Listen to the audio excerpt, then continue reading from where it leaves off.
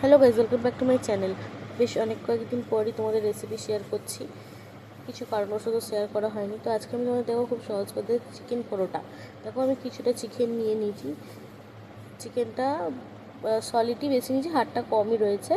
এবার দেখো আর সেদ্ধ করা আমি আলু নিয়ে নিয়েছি।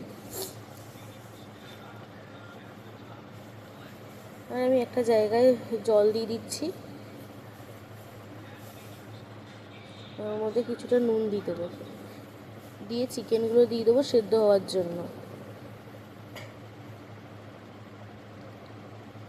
দিয়ে চিকেনগুলো সিদ্ধ হোক, ততক্ষণ আমরা চলো পেঁয়াজ, টমেটো আর ধনেপাতাটা কেটে নেবো।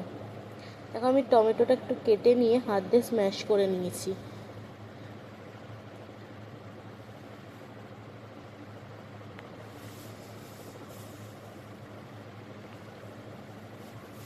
মিক্সিতে পেস্ট করার কোনো প্রয়োজন নেই, এমনি হাত দিয়ে একটু স্ম্যাশ করে নিলেই হয়ে যাবে।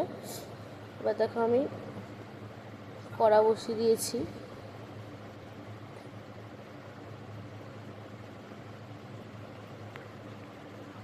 কড়ার মধ্যে সাদা তেল দিয়ে দিচ্ছি, দিয়ে পেঁয়াজটা কেটে নিয়েছিলাম, পেঁয়াজটা দিয়ে দিলাম। দেখো ছোটো ছোটো করে কেটে নিয়েছি পেঁয়াজটা একদম।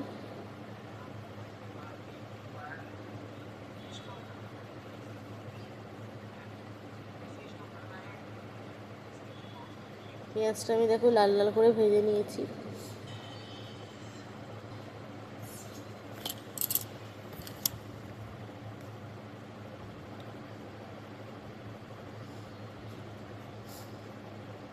পেঁয়াজটা খুব ভালোভাবেই ভেজে নেবে, লাল লাল করে।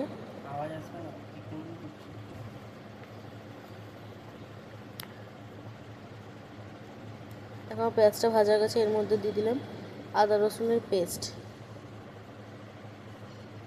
আমি ওখানে একটা কাঁচা লঙ্কা ইউজ করেছি। এরপরে আমি দেখো স্ম্যাশ করে রাখা টমেটোটা দিয়ে দিচ্ছি, দিয়ে ভালো করে নেড়ে নিচ্ছি।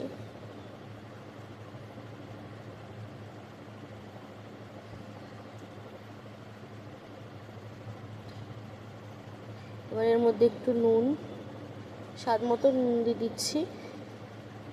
গ্যাসের ফ্লেমটা একটু মিডিয়ামে রেখেছি যাতে ধরে না যায়। এর মধ্যে দেখো ধনে গুঁড়ো দিয়েছি, হলুদ গুঁড়ো দিচ্ছি, লঙ্কার গুঁড়ো ঝাল অনুযায়ী দেবে। এবার একটু জিরে গুঁড়ো দিয়ে দিলাম। এবার ভালো করে মশলাটা ভেজে নেবে।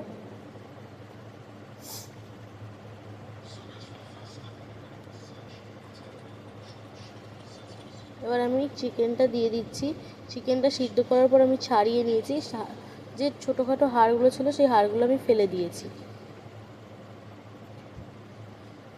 এবারে আলু সিদ্ধটাকে আমি মেখে নিয়েছিলাম হাত দিয়ে ভালো করে। ওই মাখা আলুটাকে আমি কড়ার মধ্যে দিয়ে দিলাম, দিয়ে দেখো ভালো করে নেড়ে চেড়ে নিয়েছি। পুরো একদম শুকনো শুকনো করে নেবে, যাতে না কোনো জল থাকে, একদম পুরো শুকনো হবে তরকারিটা।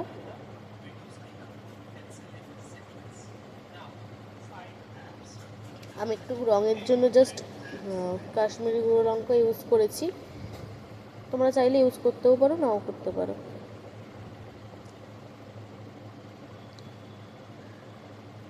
দেখো তরকারিটা খুবই শুকনো করেছি,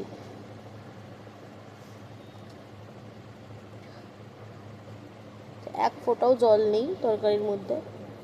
দেখো ভালো করে মশলাটাকে দিয়ে ভেজে নিয়েছি। এবারে দেখো আমি একটা জায়গায় ঢেলে নিয়েছি, ওপর দিয়ে একটু ধনেপাতা ছড়িয়ে দিয়েছি, দিয়ে এটাকে ধনেপাতাটা ভালো করে মিক্স করে নেবো। তোমরা চাইলে কড়ার মধ্যেও দিতে পারো, দিয়ে নেড়ে নিতে পারো, বাট আমি একটু কাঁচা ইউজ করলাম। নাবিয়ে তরকারিটাকে দিলাম। এবার দেখো আমি ময়দাটা মেখে নেবো। এখানে বেশ কিছু পরিমাণ ময়দা নিয়েছি, পরিমাণ মতো নুন,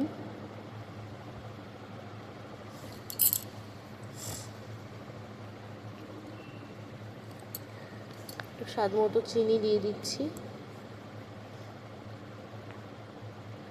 এর মধ্যে একটু টক দই দিয়েছি আমি, তোমরা চাইলে দিতেও পারো নাও দিতে পারো, পুরোপুরি অপশনাল। এবার একটু জাস্ট মেখে নিচ্ছি। চিনি আর নুনটাকে আর দইটাকে একটু মিশিয়ে নিচ্ছি ময়দার সাথে।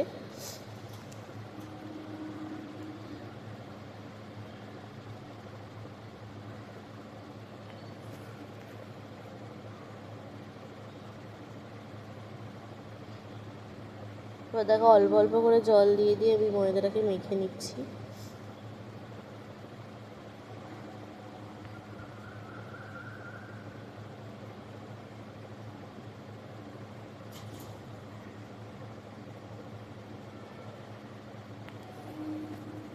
ময়দাটা একদম নরম মাখবে না, একটু শক্ত শক্ত মতোই মাখবে,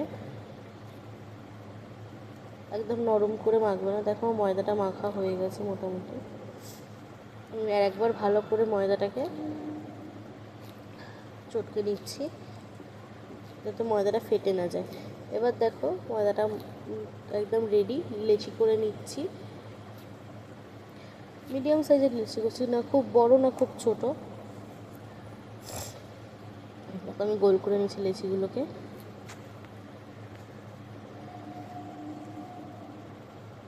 আর আমি একটু ময়দার গুঁড়ো দিয়ে দিচ্ছি, দিয়ে একটা লেচিটাকে বেলে নিচ্ছি।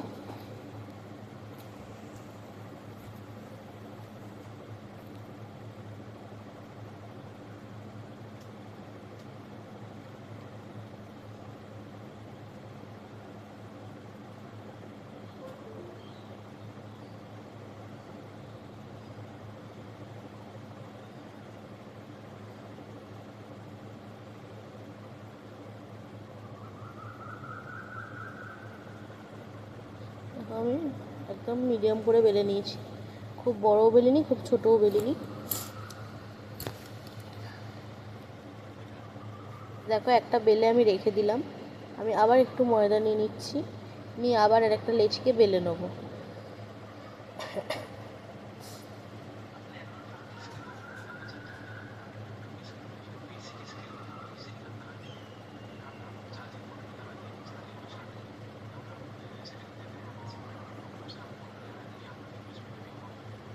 আর হ্যাঁ, এরকম সুন্দর সুন্দর রেসিপি পেতে আমার চ্যানেলটাকে প্লিজ সাবস্ক্রাইব করে দিও এবং লাইক কমেন্ট শেয়ার করে দিও।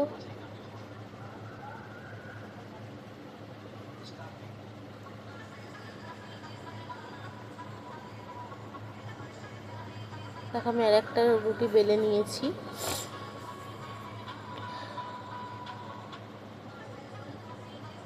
এরপরে আমি যে পুরটা করে রেখেছিলাম মাংসর, সেই পুরটাকে আমি চামচ দিয়ে দিয়ে রুটিটার ওপরে দিয়ে দেবো।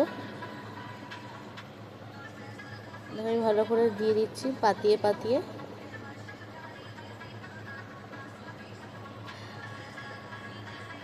দেখো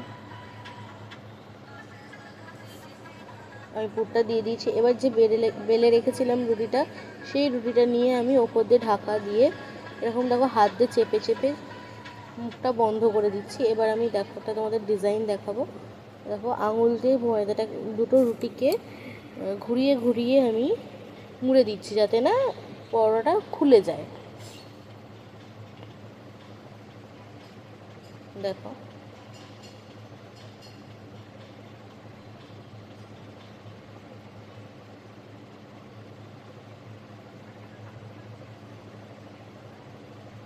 দেখো দুটো রুটিকেই আমি একসাথে ধরে আঙুল দিয়ে ঘুরিয়ে দিচ্ছি।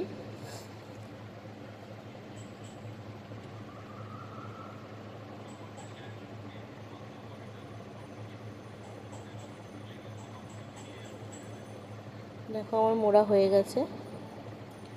এবার আমি এটাকে তুলে নিয়েছি, নিয়ে এবার দেখো চাটু বসিয়ে দিয়েছি। চাটুটাকে একটু গরম করে নিয়ে চাটুর মধ্যে আমি পরোটাটা দিয়ে দিলাম।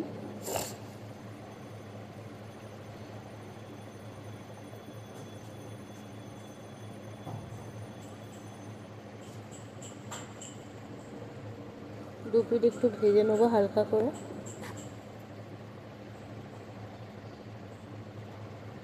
ভেজে নেওয়ার পর আমি কিছুটা তেল দিয়ে দিচ্ছি।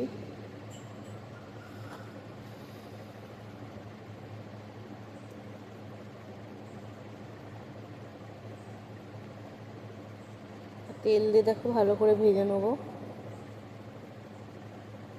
যাতে কোনো দিক কাঁচা না থাকে, একটু চেপে চেপে ভাজবো।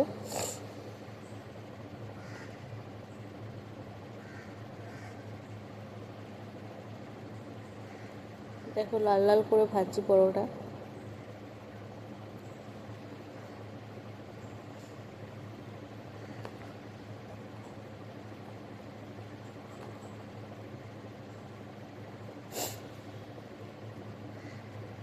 এভাবে আমি প্রতিটা পরোটাই ভেজে নিয়েছিলাম।